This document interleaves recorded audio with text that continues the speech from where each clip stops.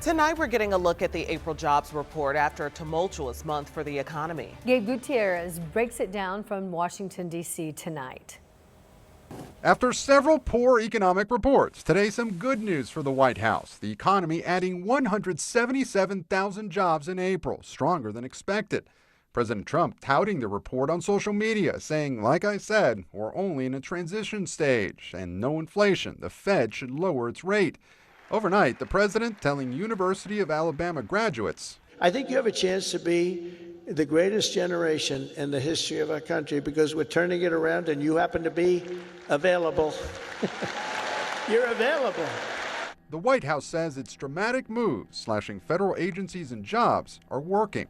The government is operating, doing the same with less, and that's exactly what the president promised. Unemployment stayed the same at 4.2%. But federal employees on paid leave while disputing their firing or who receive ongoing severance are still counted as workers in this report. And today, a twist in the trade war. After weeks of denying any contact, China now saying it is, quote, evaluating trade negotiations with the U.S., but only if the Trump administration drops the 145% tariff on its goods. Next week, the Canadian Prime Minister says he's visiting Washington to talk trade.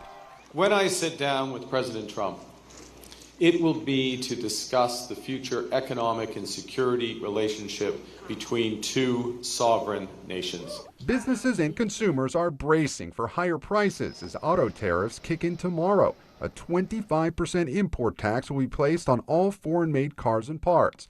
That could translate to a price hike between $2,000 and $12,000 per vehicle. And because the value of your car will increase, your insurance premium may go up $300. So tariffs eventually mean higher prices, and now it's just how much higher. That's what everyone's trying to figure out. Even America's premier horse racing event, the Kentucky Derby, is feeling the tariff impact. We did pause our $900 million construction project primarily and mostly because we weren't sure what things were going to cost. And overnight, President Trump signing an executive order cutting off federal funding to PBS and NPR, accusing them of bias. The Corporation for Public Broadcasting arguing that the president doesn't have that authority. The issue likely to end up in court. Gabe Gutierrez, NBC News, the White House.